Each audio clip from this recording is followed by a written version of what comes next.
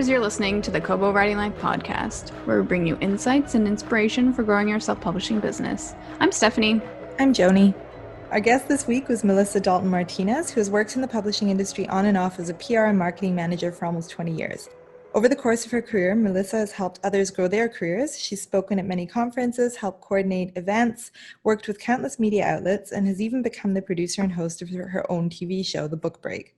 In addition to The Book Break, Melissa works as a private marketing, branding, and media consultant, a marketing expert for Eschler Editing, and a book reviewer for various media outlets. Yeah, so we talked to Melissa about what makes a great review, what authors should look for in reviews. We also talked to her a bit about print media, which is something me and Joni don't have a lot of experience with.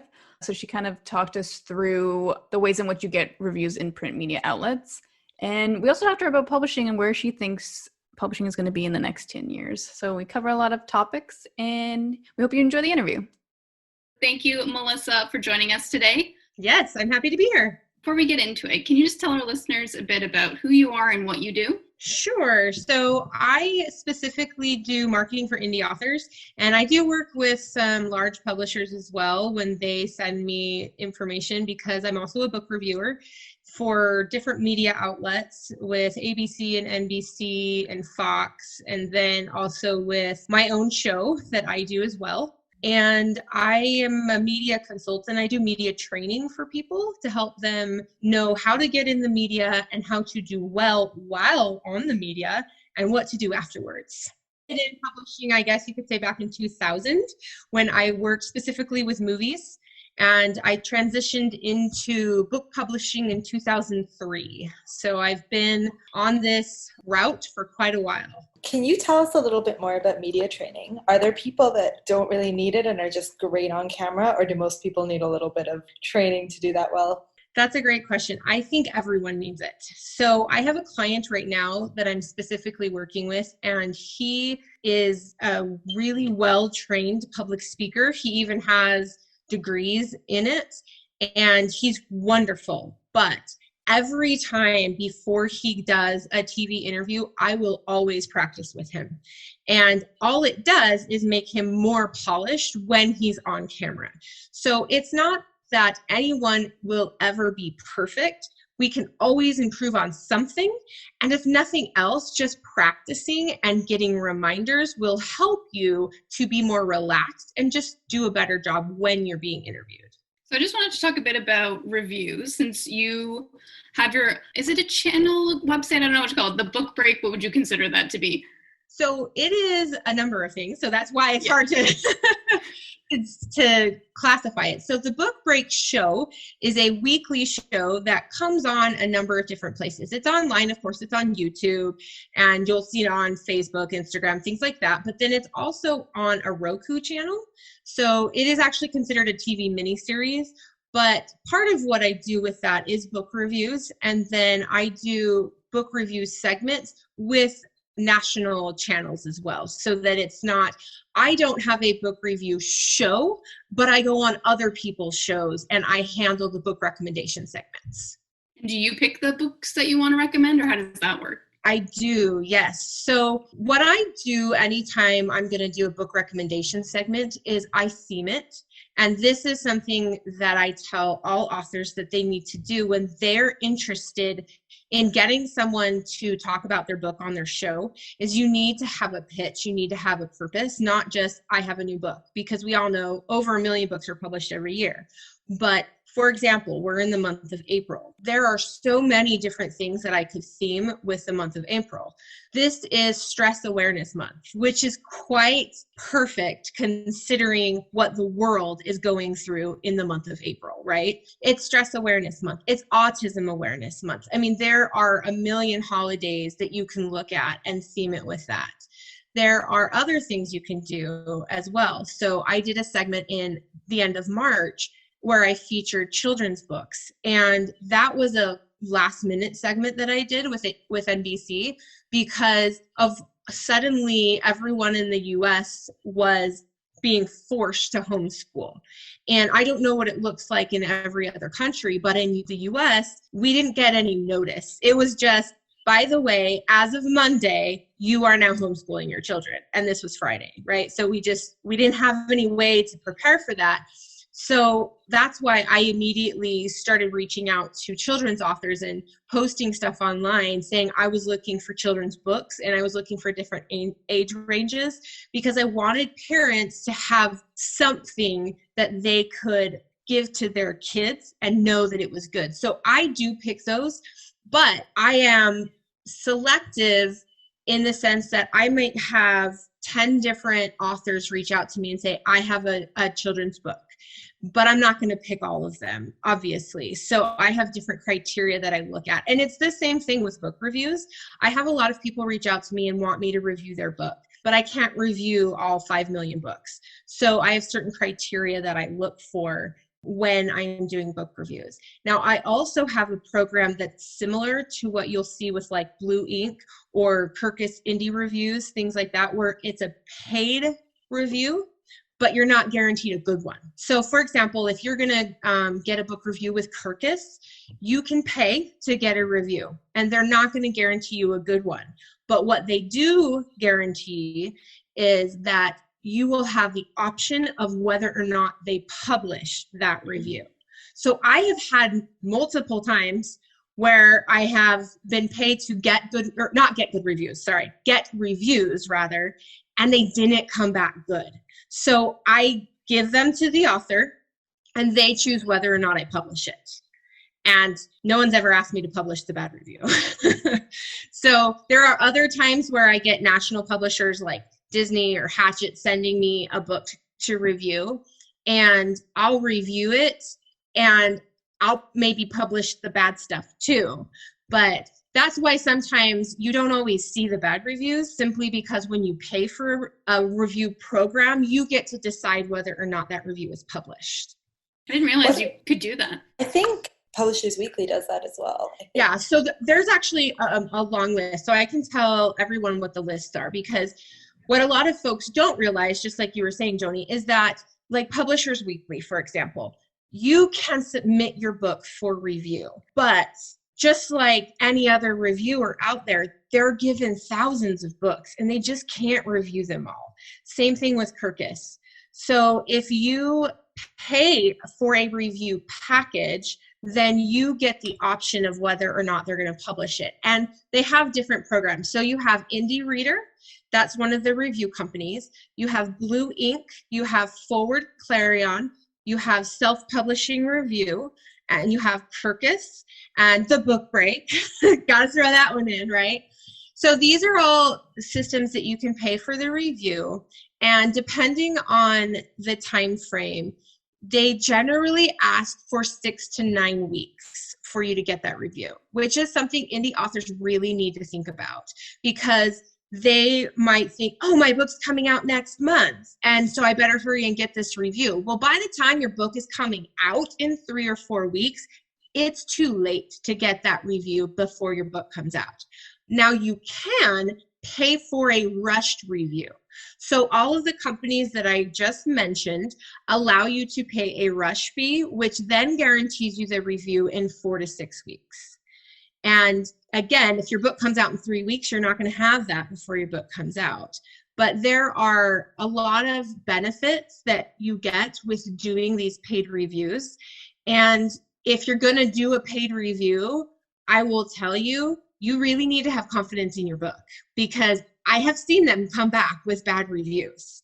And it's always kind of a heartbreaker for that author that just paid $400 for that review and it comes back bad. So if you aren't confident in your book, don't send it out for a paid review. Also, if you're not confident in your book, I will tell you, don't publish it until you are confident in it. What can help an author know whether their book is going to get a good review or feel confident in it? Giving it to other people to read first, maybe? Or yeah. So I will always recommend this to my authors. Get beta readers. And I don't mean your mom. I don't mean your brother or your girlfriend. I don't mean your next door neighbor. I mean real beta readers. So one of the biggest mistakes that I see over and over again with authors is that they tell me, well, I had Joni from across the street read it, and I had my grandma read it, and my husband read it. That's great, but they are maybe not your target audience. So let's say your mom is a romance reader. She loves romance, and you just wrote a sci-fi novel. She's not a sci-fi reader. She's not the person that you want reading your book. Plus, she's your mom. Now, sometimes if your mom is like mine, my mom will tell me if it sucks. She's going to be the first one to tell me, and she's going to take really detailed notes to tell me what sucks on each page. But maybe your mom is the one that thinks everything you do is great no matter what. Awesome. But you need to make sure that whomever you give your book to is someone that actually reads that genre. And you need to make sure that you read the genre that you write in. And when I interview, if I'm working with HarperCollins, and I've interviewed them even recently, and those editors will tell you every time, read the genre you write in. That will, number one, give you an idea if you're on the right path of writing. So start with read the genre you write in, and number two, use beta readers. And that will give you something to think about. Now, here's the other thing. Be careful who your beta readers are. So I'm lucky because my husband is an author. So I'm not an author. I'll tell everybody that right now. I'm not. So I'm on the business side of things. I look at something very differently than an author does. An author is writing their passion. They're writing something that they love because this is their outlet. This is their art. This is their baby. I am looking at it from, can I sell this? And what is better, new, or different about this book? So when I am beta reading something, I'm going to look at this and say, you just said XYZ in a children's book. My 9-year-old doesn't know what XYZ is. So who's your audience? Is your audience the mother, or is your audience the 9-year-old? If you're writing for children, maybe have a child read it. Also, have a parent read it, because I was beta reading a book recently, and there was something in it that as a parent, I was really uncomfortable with the thought of my 8-year-old reading that. And I'm not an uber conservative. I'm a pretty middle of the line person, but I'm like, I don't want my 8-year-old reading that. You know what I mean? So also, I had an author that wrote in a genre he never read. And I had to go back to him and say, you are writing 2 different books in one, and each of them is weak. Pick one area and focus on what that is, and take the other one out or make it a second underlying thing that's not the genre that you're writing in. Does that make sense? Mm-hmm, definitely. And beta readers that know who you're writing to. So here's another example, and I keep using children's books because I've done a lot with children's books in the last week or two. So I worked with a children's book author recently who had an academic concept in his book, and it was a wonderful way to teach. But the way the book was laid out was for a younger audience. So he was actually missing it because he was going to 2 very different audiences in one book. You just have to focus on your audience appropriately. So when someone's trying and searching, I guess, for someone to review their book, are there things that they should be looking at in the reviews they write that they'll know that that's a good place to get a review from? Like the good components of a review? So are you talking about a professional review, or are you talking about like a reader review? Kind of both, like a book blog, we'll say, and then also something you would pay for.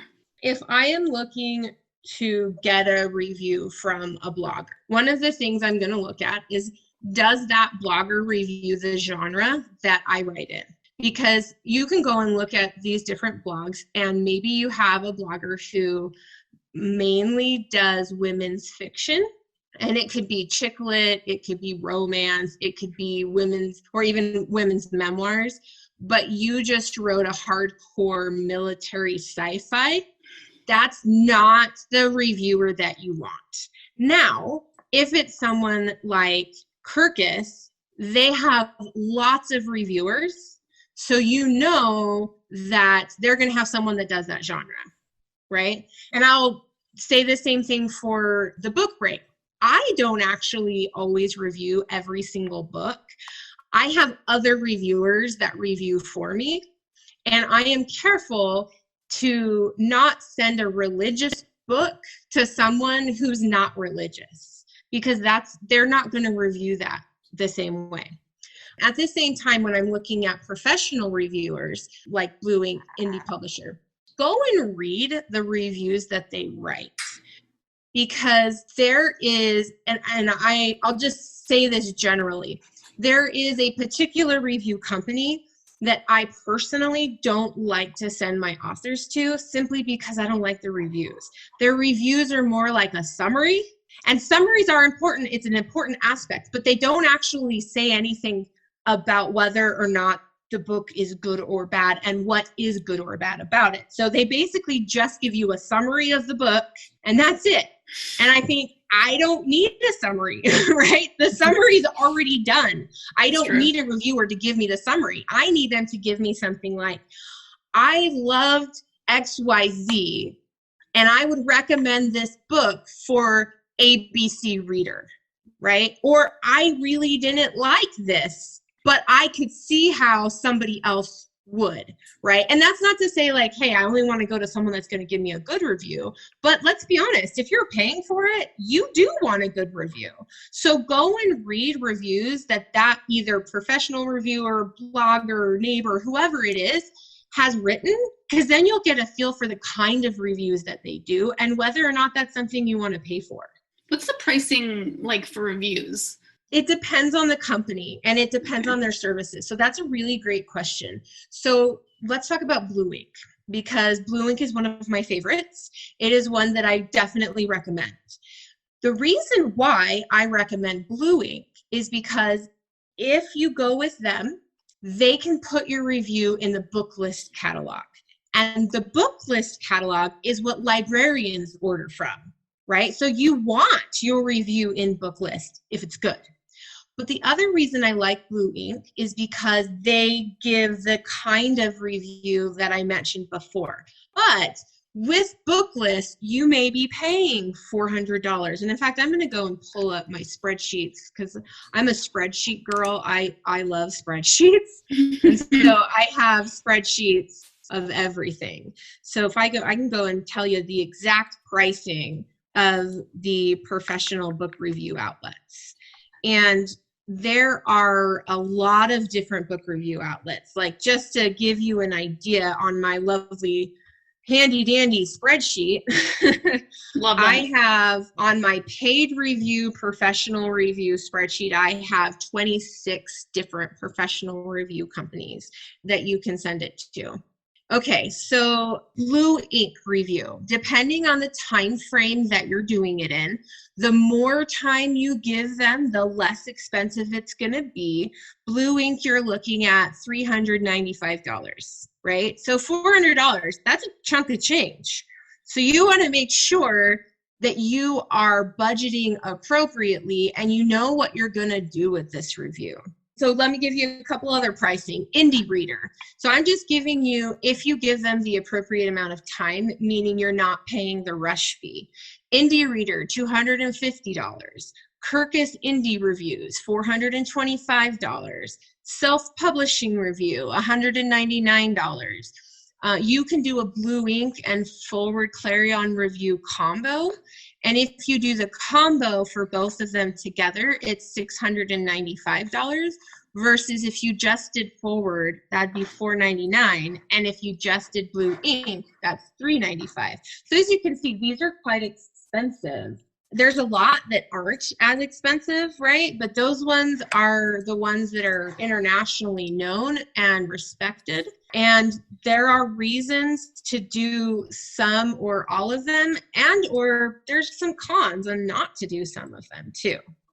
So you want to take a look at your budget and decide what you need from the reviews and whether or not that's worth it to you. Because if you don't have an extra couple $1,000s to put towards reviews, don't do it. Decide what you're going to use it for and have a plan. Because if you're just doing it just to get a review, well, then you're kind of wasting your money. Let's be honest. You need to have a plan on how you're going to use the review, or it's not worth it. What do you think about authors reading their own reader reviews? I know a lot of authors say you should, and there's others that say never do it. What's your take? Yeah, so that's really funny because I was just having that discussion with my husband like 2 days ago because he doesn't read his reviews. And I do. A lot of my clients do, and some of them don't. So here's the thing.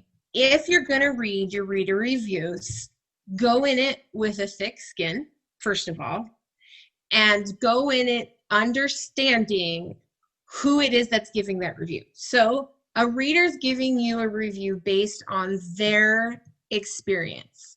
They're not a professional most of the time. Most of the time, they're not a professional, and they already have their own biases. So you may have somebody, let's say you write sci-fi, and you have a reader buy your book that loves sci-fi.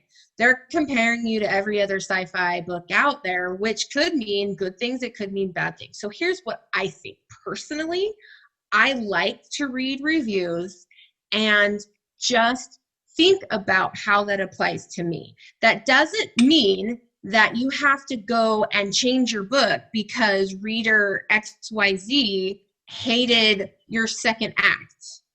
But what can you learn from that moving forward, or laugh it up as an off-the-wall person? Because we all know there are off-the-wall people that say weird things, and don't take it personally. And that's hard to say, right? Like, don't I think take that's it the thing, personally. yeah. But it's a way easier said than done. So when it comes to professional reviewers, you should absolutely read it and take it to heart. This is one of the reasons why I do believe everyone should get at least one professional review, but do it in advance. So if you are the writer, and there's a lot of writers that do this, especially in the indie world, and this is a different business model.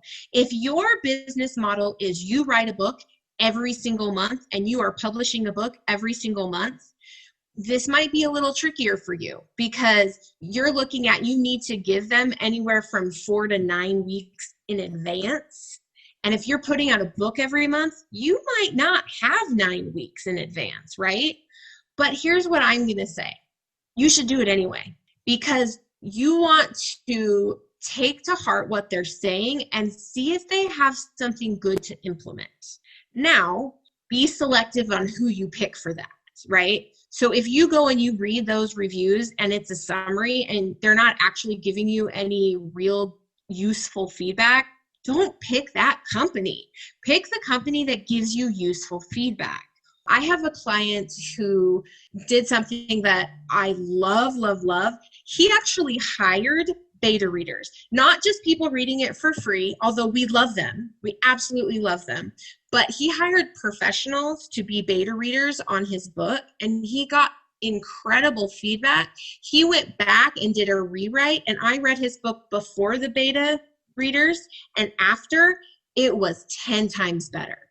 And so if you are writing a lot of really fast books and you're thinking, I don't have time to do that, well, do it with something.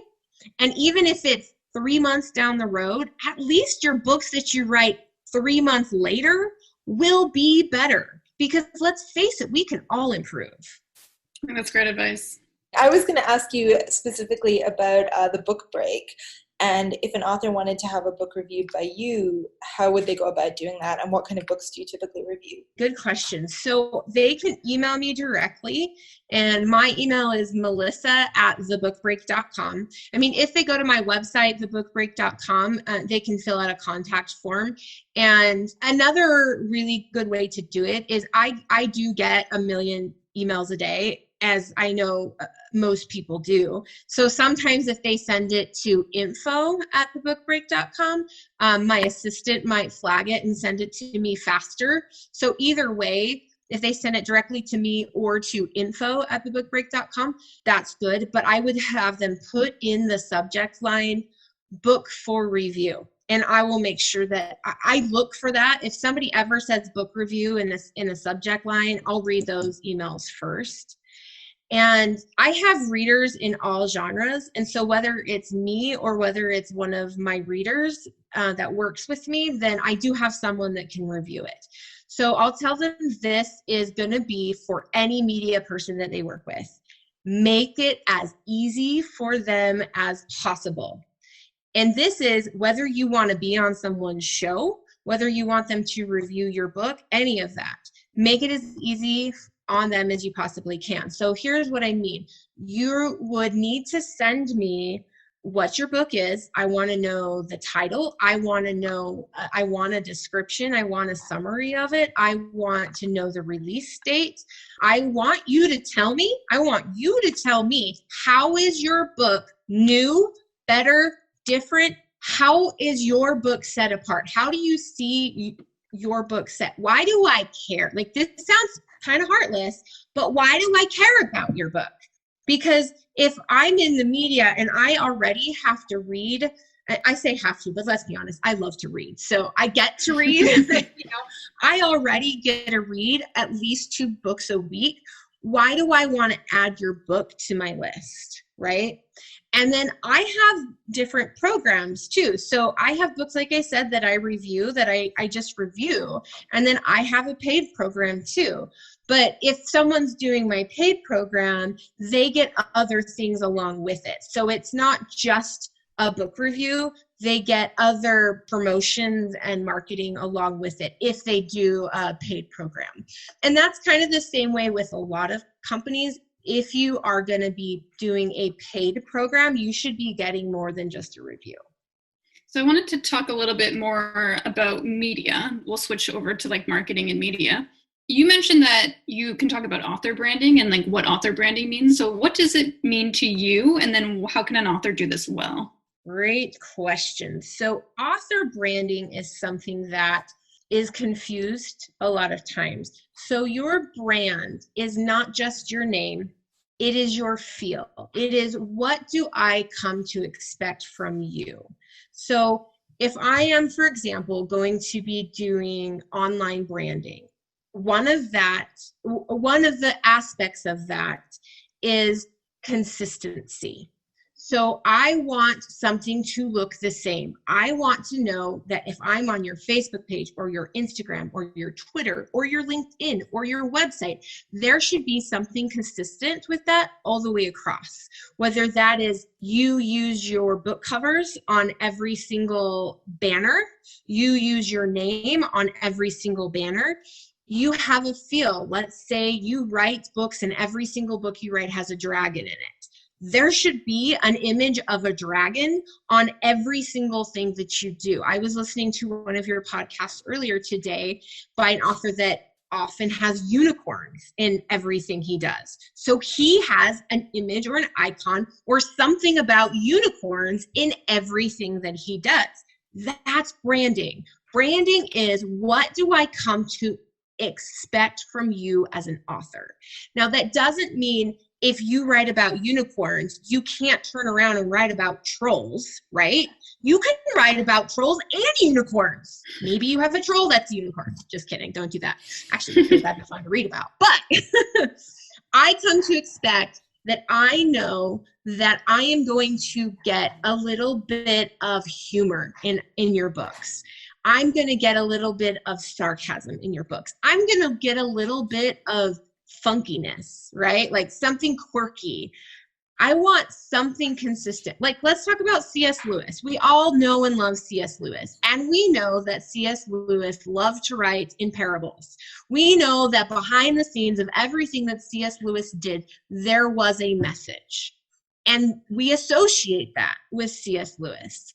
Let's talk about Rick Riordan, right? We know he's going to talk about some kind of mythology in everything that he does. So that's actually why when J.K. Rowling wanted to break away from her fantasy Harry Potter stuff and move into romance. She tried to go with a pen name. Now, that's just one of the reasons. But that's why pen names, I know, that's why pen names can become really important if you genre hop. And this is a personal preference. Some people love to genre hop and they'll write in all different genres. I'm going to tell you, from a marketing and business perspective, you can't do that until you are super famous. Because someone that reads thrillers and mysteries isn't going to jump over to romantic comedy. They don't suddenly become a romantic comedy fan just because you wrote it. So you have to brand so people know what to expect. And that's not just a logo, but that's a piece of it. Think about FedEx for a second. We all are familiar with the FedEx logo. Does it matter if it's purple and orange? Does it matter if it's black and white? Does it matter if it's green and purple? They can change their color, but you know what FedEx is. They spent billions of dollars branding themselves. It's the same concept for an author. Find a concept, find a brand, and stick to it. Make sure that your readers know what to expect from you. And that is so important, because if you keep jumping around, you will lose people every time you jump. They won't follow you just because they loved your sci-fi and now you're writing romance. They're not going to follow you. So make sure that you understand who you are. What is it your readers expect from your books, and stick with that, and make sure that you have something consistent. If you're going now, right now, we're in a world where we're not going to conventions, right? Someday that's going to come back. So what is it that you do at every single convention that you go to? So recently, back in February, I went to the Superstars Writing Conference in Colorado, and I love Superstars. I'll just tell you that right now. I'm a big fan. Everyone should go to Superstars. Okay, I'll leave my pitch off the table. But Kobo's always at Superstars. Tara always comes to Superstars. She does. But anyways, there is an author there, and I met him at my very first Superstars a few years ago, and he always brings chocolate. Like, I had no idea who he was, no clue what he wrote, but he brings chocolate. So every year when I go to Superstars, I look for Dan, because Dan's the chocolate man, and I want my chocolate. So figure out what it is for you. Like, if you think of James A. Owen, if anyone knows who he is, James always has a vest on. Have you ever noticed that? And everything that James does, he has a vest on. That's a piece of his brand. So even the way you dress is a piece of your brand. We know what to expect when James is there. He will be in a vest. Kevin J. Anderson will probably be wearing black. It's a piece of his brand. It's what we've come to expect from them. So if you like your hair blue, cool. Then everywhere you go as an author, your hair should be a fun color. If you suddenly go just to being a blonde or brunette, we're going to be confused, because your brand is that you have a fun hair color. Now, how does that tie into your books? Well, you write fun adventure or fun fantasy, whatever it is. I mean, make sure that it makes sense, right? Like, if you write nonfiction self-help, you're probably not running around with rainbow spikes in your hair. I mean, maybe you are, but you got to figure out how to tie it in with your books. Otherwise, why? So the take-home message here is, if you experiment with your hair, you better be willing to commit, right? Right, exactly. You're experimenting with your hair, cool. But when you go somewhere as the author of something, make sure you're consistent. Awesome. Joni, you have to keep up with your hair now. Oh, yeah. I put pink manic panic in my hair because this is what we do in quarantine, but it's gone. It's only been like a few washes later, it's gone. So much for that. We wanted to ask you also about marketing and media, because as a new author, media coverage can be pretty intimidating and difficult to get. Are there any easy ways for a newbie author to get media coverage or attention? Yes. I'm going to back up just a second. So media, first of all, is something that you need to have a plan for. And this is what I mean. So I can tell you how to get on the media, and I will. But what are you going to do with it when you're on? So media does a couple of things. Number one, it builds credibility, right? Like, you're a real author, you're a real person, because we all see the big guns in the media, right? Like, you might see David Baldacci, you might see Rick Riordan or Jim Butcher. Like, you're going to see these people in the media, and we know they're big. But what you do with it is what makes it worth it. So are you putting these things up on YouTube? Are you promoting them? Are you putting them on your website, pushing it out there? Are you running a promotion with it? So anytime I put one of my authors in the media, I am telling them there needs to be a promotion to go along with this. So you need to be saying, hey, if you come to my website, you can enter to win ABC. If you come to my, sign up for my newsletter, you can get 4 free chapters of my book.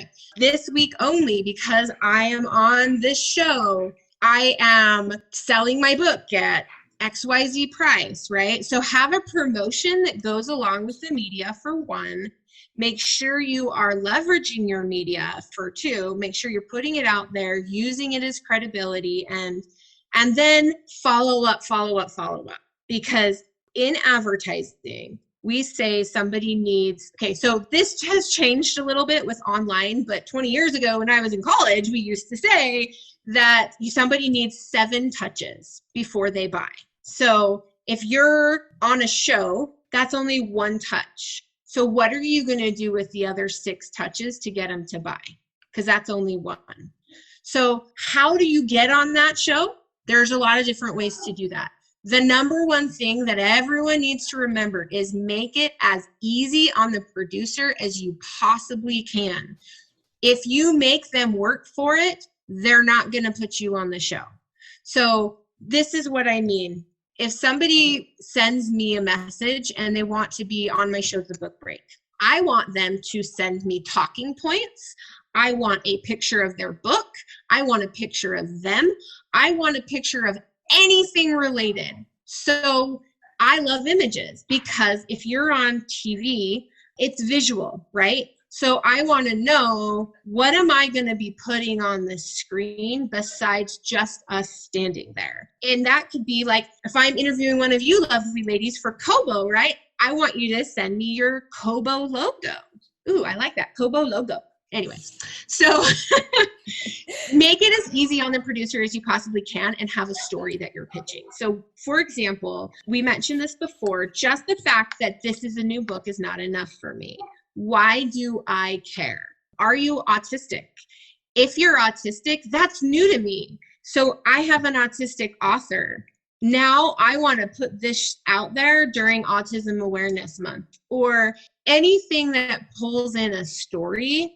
I am interested. So that's, make it as easy on the producer as you can, and have a story to go with it. Now that doesn't guarantee it, but that's going to get someone to pay attention to you. And at the end of the day, if you can't get anyone to pay attention to you, you can buy it. What a lot of people don't know is you can pay to be on a lifestyle show. So that is kind of a secret that us PR people like to kind of hold close to our chest, is if you want to go on TV, you just buy a sponsored segment. So if you as an author want, and everyone has their different lifestyle shows, right? Like when I'm talking about a lifestyle show, I'll use big national examples, right? Ellen. Did you know you could pay to be on Ellen? Now, Ellen is really expensive to pay to be on, okay? So I'm not saying go pay to be on Ellen, because if you're a first-time new indie author, you are not going to get your money's worth out of that, right? Like, you're going to pay so much money. But you can also get on these shows by some other ways. But if you can't get anyone to listen to you, you can pay to be on these shows. I did not realize that was a thing. Yeah. I It's wonder a what it secret I costs don't to be like to on share, Ellen. but you can pay for it. You can even pay to be on the news. Did you know that? Yep. You can pay to be on the news. There are sponsored segments. Every news, every lifestyle show has a certain amount of sponsored segments. Now, they also have a certain amount of non-sponsored segments where it's completely up to the hosts and the producers. And so that's why you can get on those shows without paying for it, but you can also pay to be there. And that goes with radio too. When you're talking traditional media, they always have sponsored segments. Do you have any advice for when you think an author should actually approach one of these media outlets? Like, as you're saying, like having a debut book maybe is not the best idea, or is it? Would you say? I would always approach them. Worst they can do is tell you no, right? So I always say try. Now, make sure your pitch is very well defined. You are also going to want to give them what we call talking points. And what that looks like is I can give you a list of questions, but I work with lifestyle shows every day. And what I do for those producers is I basically produce the segment for them. I give them the questions. I give them the answer that the author is going to say. And if I'm going to want images, I even put in it where in the segment I want them to put the images. And they love me for it because I basically produce the entire segment for them. All they have to do is input it. So if they don't have a full show of sponsored stuff already, they're going to pick my stuff because I've done all the work for them. And I always give them a theme. I always make sure it's relevant. And that's what you need to do. Make sure it's relevant. Find a tie-in. A current event is a great way to tie it in. Like with COVID-19, for example, you can find ways to use that to pull it into your segment. But watch the show. This is something, I can't believe I forgot to tell you this. Everybody, listen really carefully. If you want to be on a show, watch the show, listen to the show, because you need to make sure that's the right show for you. Don't pitch Rachel Ray on her cooking show unless you wrote a cooking book, right? Don't pitch her sci-fi. So that's something that I see people do all the time. They'll pitch someone. Like, I have people pitch me, I can't tell you how many musicians pitch me to be on The Book Break. The show is called The Book Break, but they pitch me as a musician. Make sure you're pitching the right shows. Super big and important. And also, don't pitch them a story that was on their show yesterday. It was just on the show yesterday. They don't want to do it again. So be careful what you're pitching and to whom you're pitching. You mentioned COVID-19, and I wondered, just because we're in a very strange time in reality right now, and it might go on for quite a lot longer, how has that changed your business? And how do you think that authors and publishers can react to what's going on now and adapt? I love that you asked me that, because that is such an important thing for everyone in the publishing industry to be paying attention to right now.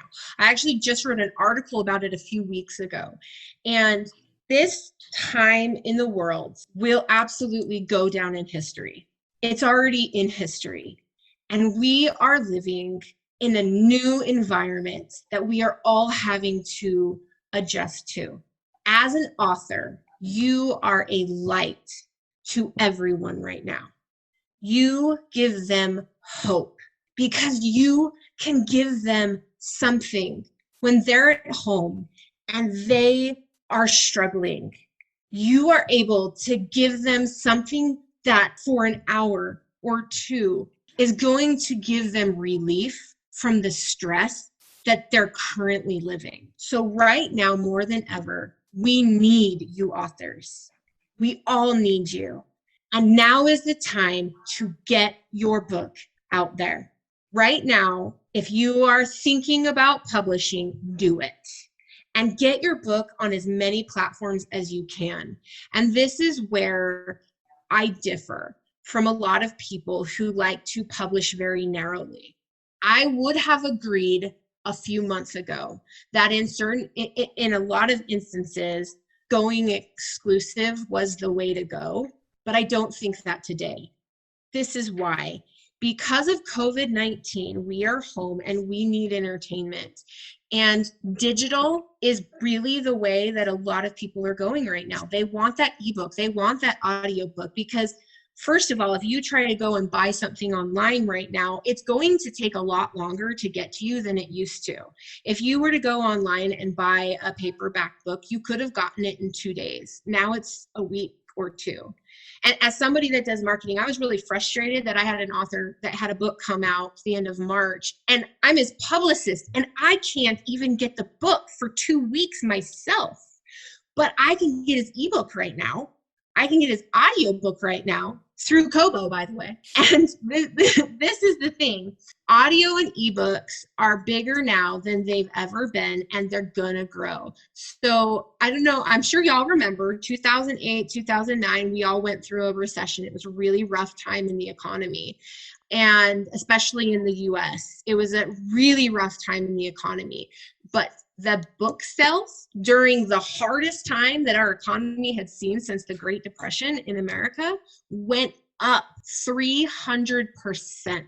I didn't know People that. had less money than they had in 100 years, but they still bought books.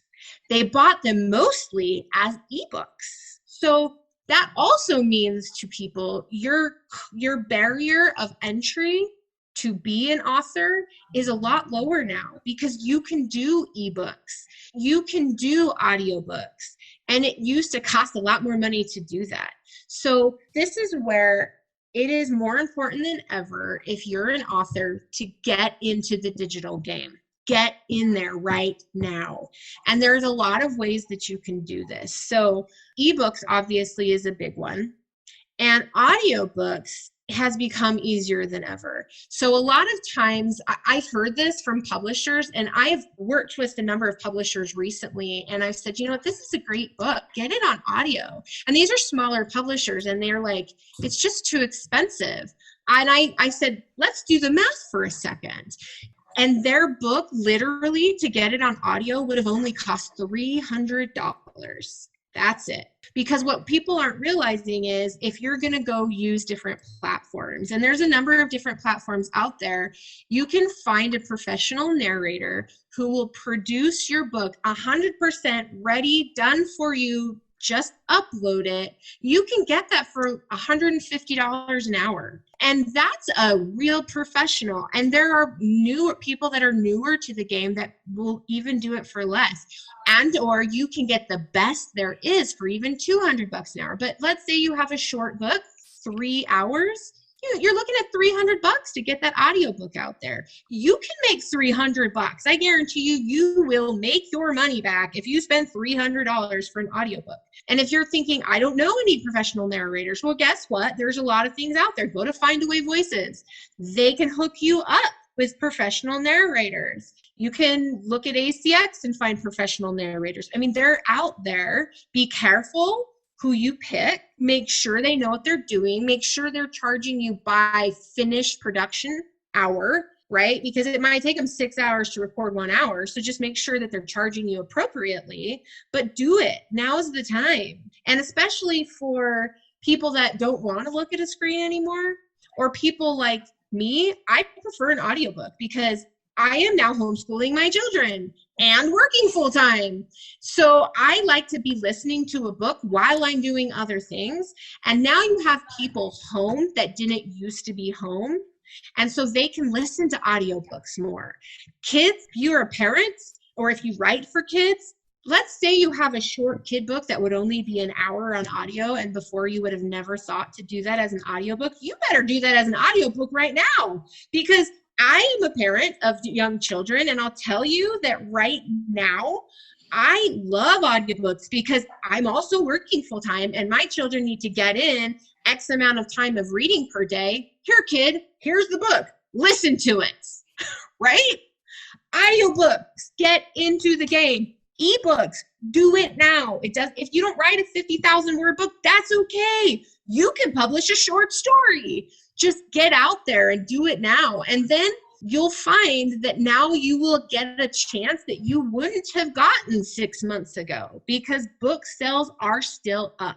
They're down in brick and mortar stores because we can't go there, but you can go online. Yeah, that's great advice. We've been telling people, support your favorite indie bookstore once we reopen, or order from them and buy ebooks now, because Yeah, print is going to have a hard year, I think, but yeah. books And a lot of those audio indie is great. bookstores, they are opening online portals that they didn't used to have. Yeah. So they're trying to stay in business. So go buy from them. I mean, do it. If you don't want to support the big box names, that's okay. Go buy from your indie bookstore.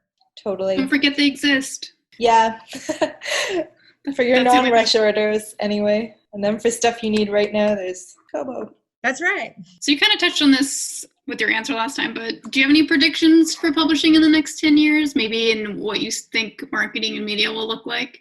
Yes, I do. So something that used to be really popular a long time ago is we used to hear, now, I mean, honestly, I'm not going to lie. I'm not old enough that I remember this, but I remember learning about this. Think about how they used to have radio shows, which were similar to audiobooks. I think we're going to start seeing audiobooks on the radio again. I mean, look at the movement of podcasts and how big that has become.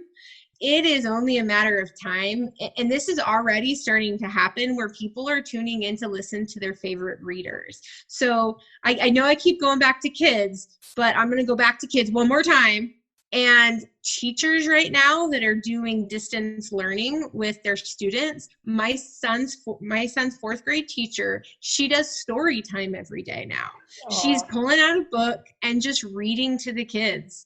And I just think, how is this going to change how we interact with people in the future? Because now we're suddenly doing a lot of virtual meetings that we maybe didn't used to do. And now you have grandparents reading to their kids, that teachers reading to their kids, and you also have more people listening to books than ever before. Audio is going to continue to grow. So I just can't stress enough how important it is for people to get into the audio game. Audio is going to continue to go up. Ebooks are still going to stay really strong. But I do think that we're going to continue to see the rise of audio. And I also think that it's going to start moving to a two-touch purchase. And this is what I mean. If I'm a parent and I want my kids to listen to a book, I want them to follow along. So I'm going to buy the physical book while they're listening to the audio. So they're going to listen to the audio and follow along, which means you have more of an opportunity now than you ever did before to sell your book twice to the same person. Whether you sell them the paperback or the ebook, they're going to buy one they can follow along with and listen to at the same time. That's my prediction. Audio is going to just grow. Just like when ebooks exploded back in 2008, audio is going to explode. And if it's not this year, it'll be next. I mean, it's going to be really soon. It's already growing so much that audiobook production companies are backlogged because of that. Which also, that's my other advice to people. Don't wait. Don't wait until your book is coming out in 2 weeks to try to get the audio done. Do it as soon as you can, which also means plan. If you are getting ready to release a book, don't say, I'm going to release this book next month, and now start to think about what you're going to do with it. You should be thinking about what you're going to do with it the second you finish your first draft. Now, I'm in marketing, so I'm going to say you should be thinking about it while you're writing it, right? Because I'm looking at a book from a sales perspective, and so I'm thinking, what does my reader want? But think about what you're doing and plan it. If you're a pants writer, cool. The second you finish that first draft, you should be thinking about what you're going to do to sell that book. I think you're totally right about audio. We would like to know also what you have been loving lately. It can be books, podcasts, movies, anything at all. I am a big fan of nonfiction. And so really right now, I just finished reading, it's called Hard Easy by Arthur F. Coombs III. And I love it because and it's so applicable today, and it's so applicable in publishing because you have to do the hard work now for it to be easier later. And that's kind of the concept of the book Hard Easy, is it's easy to just finish something and just throw it out there and hope it moves, right? But if you do that, it's going to be hard for you later. And it's easy to just sit back and honestly binge watch TV all day because now you're home, so you can do that. But you will pay for that later with hard. So I love the hard, easy concept. And I love Arthur F. Coombs. I love to listen to his stories. All of his books are also on audio, but he uses stories to illustrate his point. And I love stories because I do love fiction too. So I love motivational nonfiction books that use stories to illustrate points. So I love that book. Let me just look at my bookshelf here because I've been reading a lot lately. Lately, I've been doing a lot of nonfiction. And how about I tell you something? I'm not going to name the book, but I want to tell writers something that as a reviewer, I can't stand. So how about that? Go for it. That sounds like fun. Yeah. So something I can't stand is when people don't just get to the point. Okay. So I am reading a book to my kids right now, and it took me 40 minutes to read one chapter to them last night. 30 of the minutes, right? And this was one chapter. 30 minutes of that one chapter was talking about how surprised the main characters were that they went through a time travel portal.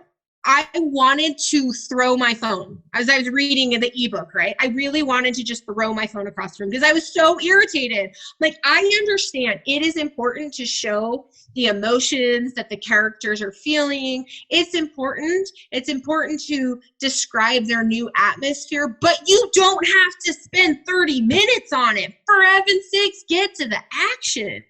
So that's something that I really love. If you are a genre fiction writer, get to the fun stuff, guys. Don't spend forever doing it. So I really love books that get to the action quickly. Don't spend unnecessary time talking about how somebody feels. And I'm a woman, and I'm saying don't spend too much time talking about the feelings, right? So I love something that just jumps right in. And so anything like that, I really love. I just beta read a book, a children's book. And so it's not out yet, but I just can't wait till it comes out. And I don't know when it's going to come out, but it's amazing. So I really love when you get to the action quickly. So this sounds really self-plugging, but so my husband's an author, and so he also writes for children. So of course I read his stuff to the kids, and I love it. So we just finished reading, he has a 3-book series, and he's about done with the 4th book in the series. And the first book in the series is called Nova Dragon. And his name is Gamma Ray Martinez. And I love Nova Dragon because it's a sci-fi fantasy for kids. And I love that you're in space and you're adding magic in there, and you have a human teaming up with the elves as they have to fight the goblins to save a dragon. Like, it's so much fun. So anyways, I love that book too. And I actually originally started reading his stuff before he was my husband. So I can say legitimately his stuff is super fun. So I really love fun, fast-paced stuff.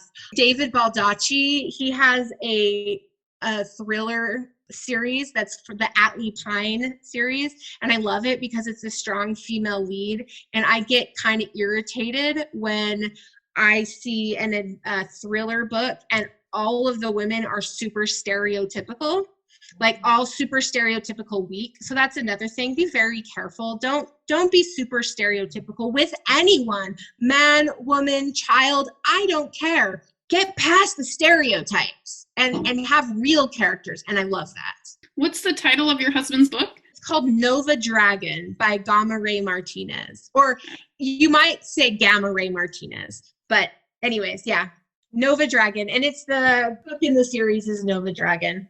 All right, perfect. Where can listeners find you online? If you go to thebookbreak.com, then you can find me anywhere. If you go and look for The Book Break, you can find me. And if you're interested in doing any of my promotional packages, if you just tell me that you heard me on Kobo, then you get 15% off. So there you go. Awesome. Perfect. Say Kobo. This has been great talking to you. Yeah, you thank too. You so much. Thank you for listening to the Kobo Writing Life podcast. If you're looking for Melissa's show and you want to see an episode of the book break, we will have a link to it on our blog.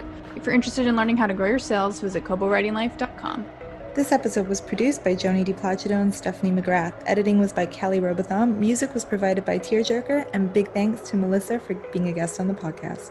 If you're ready to start your self-publishing journey today, sign up for free at kobo.com/writinglife. Until next time, happy writing.